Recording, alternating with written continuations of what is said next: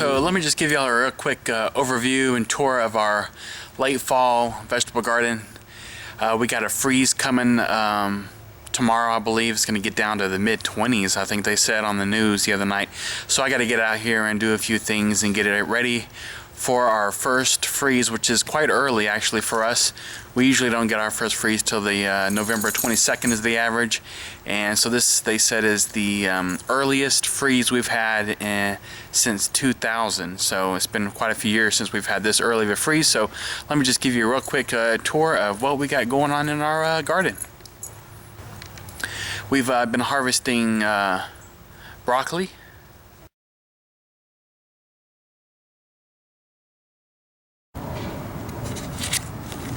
And we've also been harvesting our last few pumpkins.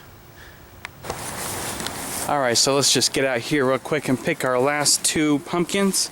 They're about as ripe as we're going to let them get. It's time to rip out our pumpkin patch here. Here is one. This one is huge. I mean, this is gigantic, so what I like to do is just give a little couple of inches on the stem here and cut it off. That's all there is to that. Here's one nice pumpkin. It's the fairy tale variety. Come over here real quick. We got one more we're gonna cut. These are our last pumpkin harvest of the year. This one's just kind of hanging on the fence. So we're gonna get over here and cut it. Just like so. There's that. And we just found another one. One more over here. So we actually got three. Here's the third one broken off. Pretty good. Alright, real quick, let me show you the pumpkins we harvested. We got actually quite a few, as you can see. One thing I did notice, this is the fairy tale variety, is I learned that with these are winter squash, they have to, I guess, cure. So you can see in these two, these are ones that we picked several months ago. These were the first ones we picked. And the coloring, these are ready to eat actually here. And some of these other ones we've picked more recently are not quite, I guess, ripe or cured enough. So I also found that out for the butternut squash we harvested, that they need some curing time before you actually eat them. So I'm not sure if that's for all winter squash or what, but just because it's called winter squash, that doesn't mean it grows in the winter. Actually, you need to grow it in the springtime, but these do store through the winter, and they store for a very long time. So one item I just wanted to show with y'all. Here we have our Swiss chard that's been growing since last year. Doing amazing. Also planted some more Swiss chard in the front yard. I'll show you that in a second. Here's the front yard flower bed I was talking about, where we have our Swiss chard, and this is a red Russian kale I have growing here. So this gives a lot of nice color in the front yard and looks well. Instead of growing the ornamental kale, why not grow the edible kale? I'm sure you can eat the ornamental kale, but hey, let's grow the edible stuff. We also have some pansies growing, which are also actually edible. We got, these are the Brussels sprouts here. They take quite a long time to grow. They probably won't be ready till January. Got several varieties here. Here's where we harvested the broccoli here. Hopefully some shoots will start growing out of here. As you can see, it'll make some side shoots and we'll harvest those. The basil here, I've been meaning to get out here and cut this and make some stuff with this. So I'll be cutting this down today before the freeze. And we'll make some pesto, save some of the seeds. Come over here, we've got tomatoes. I've got to get out here and pick all of these tomatoes, green, ripe, red or not. They've got to get picked before the freeze. It most definitely did kill the plant and ruin the fruit if the fruit freezes. As you can see here on this plant, there are quite a few tomatoes growing here. So we'll get out here and pick all these tomatoes. Then here's some lettuce that we've planted.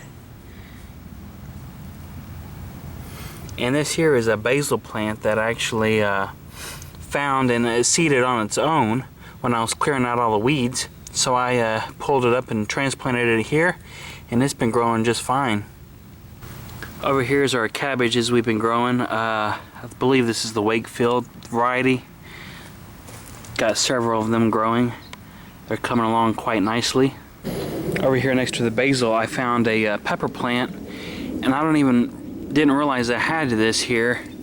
But if you look, I'm not even sure what kind of peppers these are. They're very strange shaped, as you can see. So we're gonna pick all these.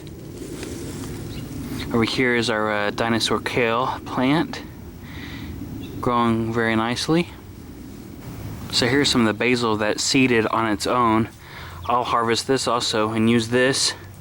And next to it here is our, this is a Napa cabbage that's been growing. Coming along pretty nice. And over here we got this is a purple bok choy and some red vein sorrel. It's really, really good stuff. Great for salads. And next to the sorrel we have this is a row of spinach that is growing.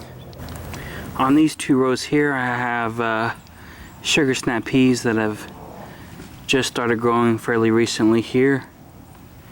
So they'll slowly grow and come along. And one more row down is, this is all cilantro sprouting here. So we got a small row of cilantro. This stuff grows great in the cooler weather. It doesn't grow so well in the hot summer heat that we have here in Texas.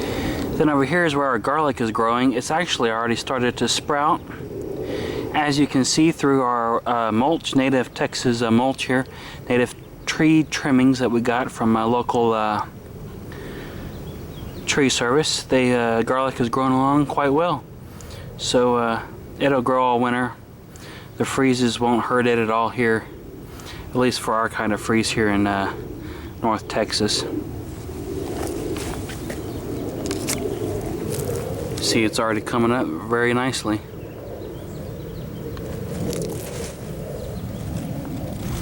Now over here where all of our pepper plants are, I'm going to try to overwinter these. This is the first year I've tried this. I've seen a lot of people talking about it on YouTube here and whatnot, so we're going to put these in some pots. I'm going to dig these out of the ground, careful not to disturb their root system. And we're going to try to overwinter these and put them in the house inside where they won't freeze. I guess prune them back. I'm for surely going to, a lot of peppers to pick off of here. I've got to get this done before it freezes tomorrow. As you can see, we've got quite a few peppers growing here. We've got a habanero, and this is the ghost pepper here on this plant. This thing has made so many peppers, it's crazy. So we're gonna give it a shot at overwintering our peppers and see how that comes along for us.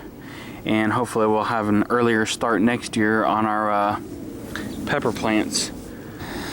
Alright, so I'm running out of daylight. This time change, I hate this time of the year. It gets dark very early. Not a lot of time to work in the afternoon. But I got them all, the peppers. I got the ones I can save in pots. I found a few pots laying around. And we'll try to overwinter these. Hopefully it'll work. Nothing lost, everything to gain. And we'll see how it works. I still gotta pick out the peppers off of here and prune them back a little bit. I was very careful of pulling them out of the ground. I didn't want to disturb the root system at all. We're gonna water these in very well, make sure there's no air pockets where the roots are, and hopefully they'll survive through the winter. I got a grow light I'll put on them and on a timer, and probably won't set these out till April when there's chance of no frost. So over here I have the banana pepper, and this is the red beauty bell pepper here. This is the ghost pepper. This is the jalapeno pepper, habanero, and a serrano we're saving. So here's our pepper plants. I dug out of the ground. I picked all the peppers off, pruned it back somewhat, and we're gonna hopefully keep these alive over the winter time and plant them back out in the spring. So our garden's coming along quite nicely. I got a couple of empty rows here. I'll probably plant something here in the coming weeks. Not sure what just yet. Come over here to this side. This is where I harvested our pumpkins and got it all cleaned up. My idea was to plant a cover crop over here. I have not received the seeds yet. They actually got lost in the mail. Hopefully I'll get them sometime this week. So we're going to plant a cover crop here, and that'll grow, give some nutrients to the soil, and also give us some greens to feed our chickens, and the chickens can come in here and nibble on it, and as they do that, they'll naturally fertilize the soil as well. So that's the idea over the winter in this bed.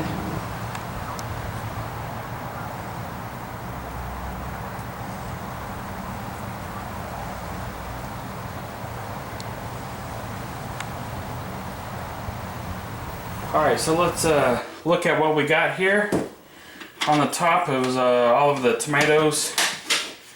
I pulled that out of the garden, just dump it out here.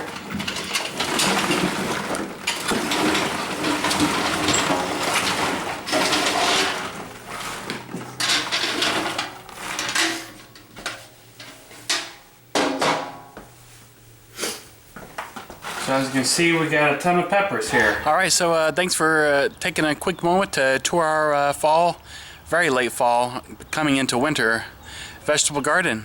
Stay tuned for more, subscribe to see more, comment down below if you like. Nowadays you gotta have the Google Plus account to comment, so make sure you sign up for that. A lot of things going around about that, but hey, gotta do what you gotta do.